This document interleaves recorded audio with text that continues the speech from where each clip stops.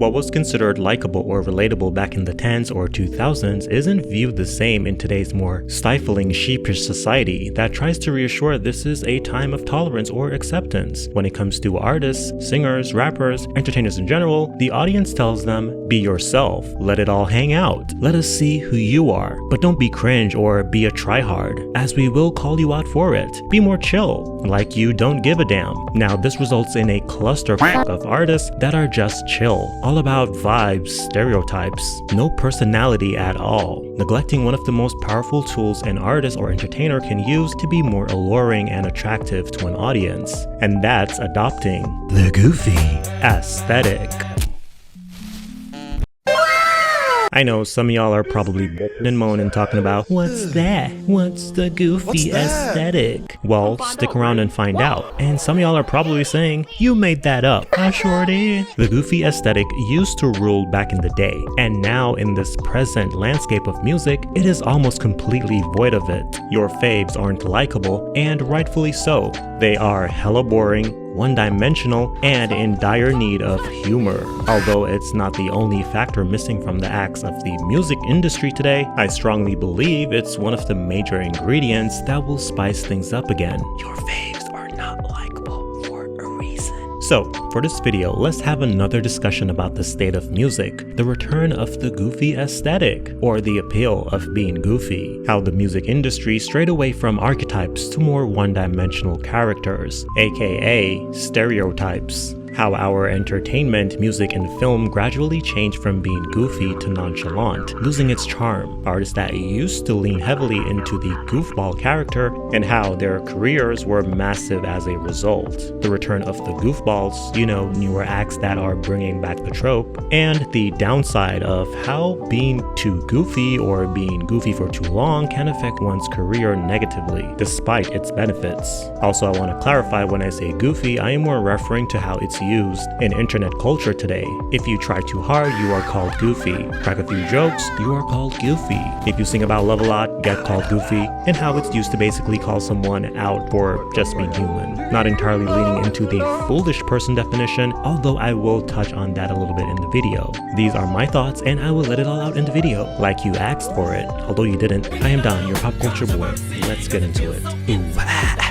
Catastrophic. The goofy aesthetic has been around for a very long time, and I think it's one of our basic traits as humans. The class clown, comedians, goofballs. They are all iterations of the more based traits of the fool. The fool dates way back to the days of kings, queens, and noble houses. The fool would provide laughs, amusement during royal court events, and also entertained the small folk. Some kings would even have their personal fool in court, who is also called jester, to make a dull moment not so dull. So even then, people were fiending for entertainment, and fools or the jester was one of the solutions to keep one's mind occupied, along with the occasional or frequent visit to a brothel, of course, to get the juice flowing. So yeah, the people needed to bossa laugh. Laughing is very important, and this hasn't changed really. The fool has just been more commercialized and further deconstructed and molded to suit different characters in our daily lives, and in the film and music industry.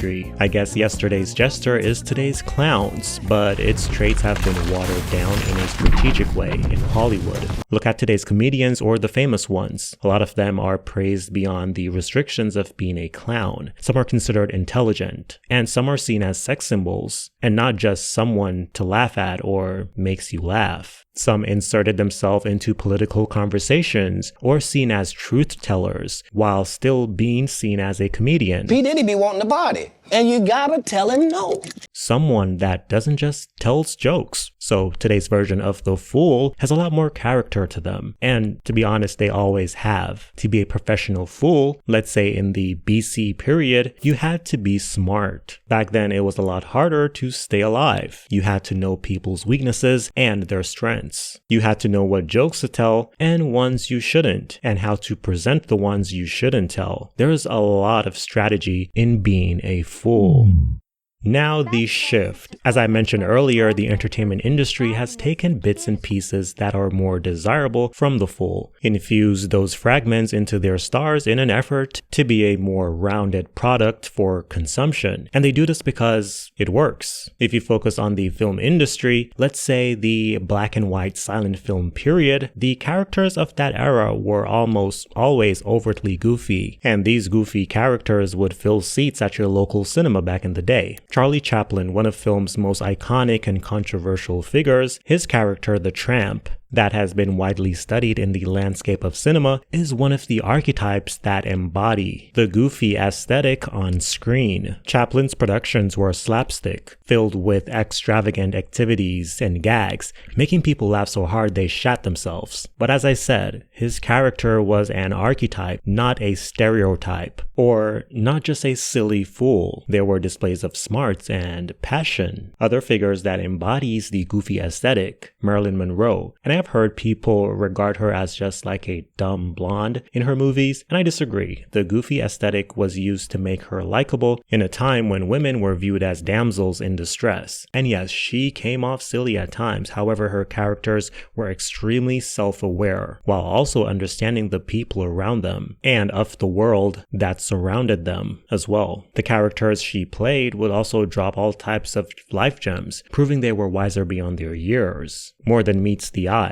The goofy aesthetic humanized the characters back in the day of classic Hollywood and beyond, and not just in their movies but also outside their movies. And it really made one likable, and that's one of the main reasons these people who are trying to be celebrities now are not popping off, because they aren't likable. They try too hard to be cool, trying their hardest to not be cringe, which comes off as if they are hiding something, which drives a wedge of trust issues between them and the audience. Remember Family Matters, not the Drake diss track, but the TV show with Steve Urkel, played by Jaleel White. Viewers loved his character, and Steve Urkel was the king of goofies. Originally, Steve Urkel was cast to appear only once in the show, but after his introduction and how he commanded the attention of the audience, he was added as a main character in the series, and over 20 million viewers tuned in its first season. Running for 215 episodes over 9 seasons, Family Matters became the second longest running live-action US sitcom with a predominantly African-American cast, and goofy Steve Urkel had a role to playing that and the show's overall success. Now, while still on the topic of film, and I will get into the music aspects, don't worry about it, but when it comes to movies, TV shows, I feel like movies today are dead and dry. The characters are bland and poorly written. When it comes to movies especially, remember, you have only 2 hours for the most part to flesh out a character, and scriptwriters back in the day understood that and made it their mission to create well-written characters that reflects actual human emotions.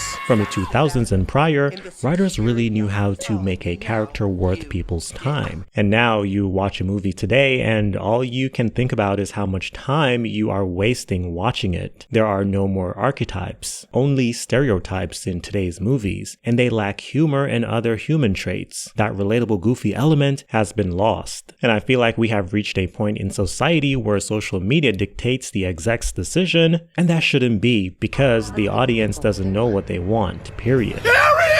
Right now, comedy is kind of dead and is seen as risky, and the ones that are being greenlit in Hollywood are so stupid because they are afraid to offend others, and real comedy offends. It is always at the expense of someone else.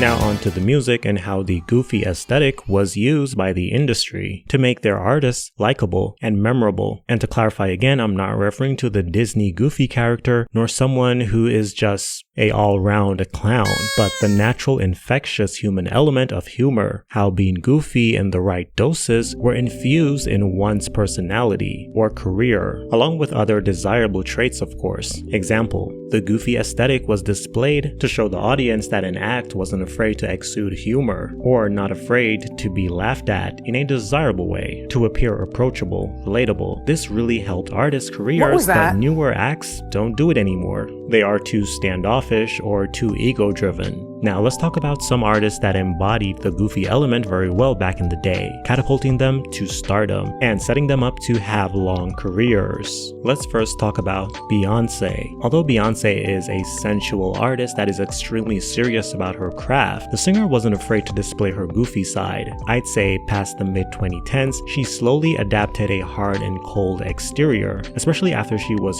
burned by the media during her baby bump incident. So yeah, before Beyonce went on the mute challenge, Beyonce was not afraid to show her goofy side, whether in interviews, in music videos, or even while performing live on stage. Some examples are, like when she did that gag while performing live in 2004 at the VMAs, her smacking that ass in the Single Ladies music video, also in her 7-Eleven music video, probably her most goofy video yet, and it's one of her most viewed videos on YouTube. Other artists that used the goofy aesthetic heavily, Britney Spears, Justin Timberlake. He was extremely good at being goofy while still maintaining a sex symbol image. He was really likable because of his humorous persona back in the day. Also, rappers were in on the aesthetic as well. Eminem, who was a walking goofball but was still taken seriously as a rapper. Ludacris was another rapper that had a lot of goofy traits. Missy Elliott's usage of the trope made her stand out as the top female rapper in her prime. Pink also stood out in pop music because of her over-the-top goofy antics, along with Katy Perry, who was just ridiculously goofy, but also not afraid to be sensitive when need be. And last but not least, Nicki Minaj.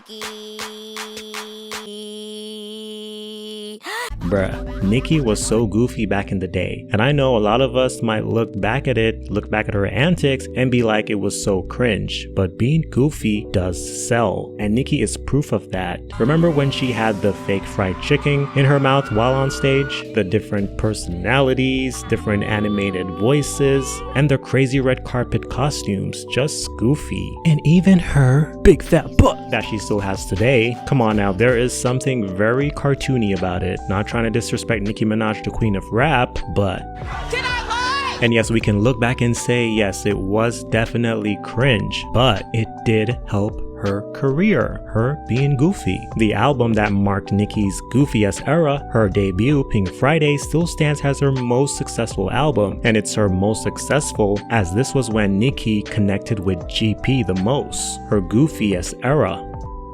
And on that note, let's address the elephant in the room, the downside of being goofy. Now, I think it's pretty obvious that although it's a great tool for artists and anyone that's trying to garner fame and notoriety, you can't be goofy forever. At some point, you have to sober up and tone it down. It's a good way to introduce yourself to the public, but if you don't tone it down at some point, it will get old and people will stop taking you seriously. It's okay to tap into the goofy trope every now and then past the honeymoon stages of one's trek of fame, but it also can't be a major aesthetic indefinitely, especially for a recording artist. Maybe for actors or comedians, but not for singers or rappers, unless there is a separation of one's artistry and how they actually are in real life. Example, Celine Dion. Her music isn't particularly funny, but Celine in interviews, bruh, Celine is hilarious. Artists like Nicki Minaj and Eminem have done the unmasking of the goofy to a more mature figure while still maintaining their celebrity very well in my opinion. I still strongly believe being goofy in the right doses for recording artists can make them more appealing to an audience, but one circumstance also plays a part as well, like what will be your next move after your goofy arc becomes tiring, or before it even becomes tiring. Side note, I think rappers like Missy Elliott and Ludacris held on to the goofy aesthetic a bit too long, hence their music and visuals feel a bit stale, causing their careers to go downhill, because there isn't an evolution or a reinventioning happening. I know Ludacris transitioned into being more of an actor as the years went by, but his, newer music that he put out, it's not really reinventive. It sounds the same old corny Ludacris. And I know Missy Elliott got sick, but she held on to the goofy traits too long. Sure, her stans will always love her, but the general public has kind of checked out. So her older music will always slap to this day, the ones that came out in the 2000s, but the newer stuff, GP is not checking for it. Also, I think Gaga has a unique position in this conversation, as I think people will mainly say she was more high fashion, not goofy, but I would argue that she was definitely goofy. But contrary to this insert related to Missy and Luda, I think Gaga ditched the goofy aesthetic too quick with that album where she had that pink hat on the cover, Joanne. Then she came back being all over the top again. I don't know, Gaga is just very confusing to me, nowadays at least. The return of the goofballs, ha ha ha. Now recently I'm seeing a resurgence of the goofy aesthetic, with more Gen Z acts of late. And these artists' stars are rising rapidly because they are bringing back that more traditional celebrity rise feel that has been missing from music, especially since the start of this new decade. Sabrina Carpenter is one of those newer acts that is bringing back that goofy trope. And it has more to do with her artistic side in her music videos, and when performing live. When it comes to her music style lyrically, there's a lot of funny and weird lines that makes you do a double take. Take her song Espresso, where she sings, "I'm working late because I'm a singer." Like, what the hell does that mean? Another track to take into consideration by the singer is Bedchem, when she says, "Come right on me." I mean, camaraderie. It's little goofy lines like that she infuses into her music that makes you chuckle a bit. Even in her song Taste also has goofy lines. "I heard you're back together, and if that's true, you'll just have to taste me while he's kissing you."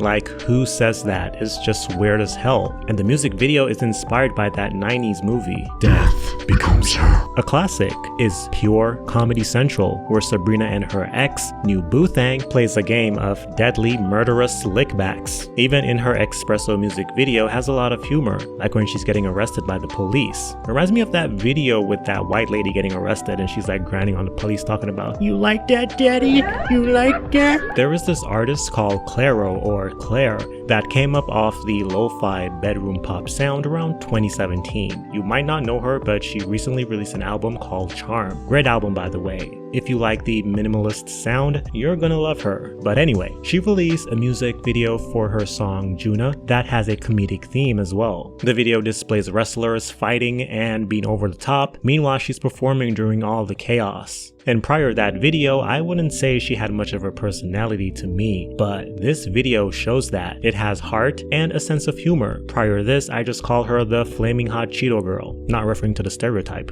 and kept it pushing. And now I'm like, I have to get into her discography after watching that goofy music video. Point I'm making is humor sells. Right now, most artists are not making funny music videos, so it is refreshing to seeing it again. In this sea of low energy, very serious music videos that are being released today. Also look at Billie Eilish or even Doja Cat. They are very funny people on and off the stage. They stand out and are loved because of their goofy personality. Even Billie Eilish, a lot of people say, oh, she is dark and she's this, but Billie Eilish is very goofy. Majority of the newer acts aren't gonna make it because they are too blah, too cold, too cool to be goofy. Like what? Be goofy. Go there. Do a handstand. Have some personality. Meanwhile, Addison Rae, the TikToker, depending on how deep you are in the TikTok world, you probably know her. Now, I'm not too familiar outside the memes and her Pum Pum is to die for song, but apparently people did not take her serious as an artist until recently,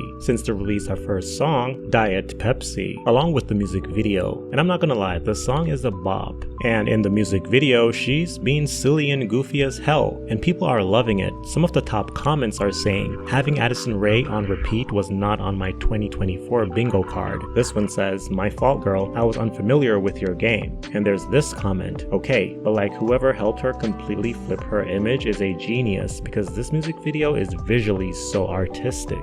As silly as the choreography is, it's very strategic and she exudes dominance and carefree energy. There is a lot of power in deciding to be goofy in all its glory in front of everyone. Musicians today and entertainment in general lack character, even in branding. Logos today have transformed from very bold and distinguishable attractions to plain soulless texts. Almost all major artists and newcomers are just one thing. It's a minefield filled with stereotypes, as the industry no longer cares about archetypes. Let's be real, we are all idiots here. Being cool and chill is just a cover-up. There is power in being goofy. It is understandable that no one wants to be called goofy in the negative way it's being used on the internet, but it's just a sheep mentality defense mechanism. Some say to simply tell another that they are being too much of themselves, in a world where we are all told to be ourselves. While the conditions are in fine print, one is called goofy because there is a lot of freedom in being goofy, and the ones who uses this as an insult understands this more than anyone else. What do you think? I'm Don, your pop culture boy, and I will see you soon in the next one.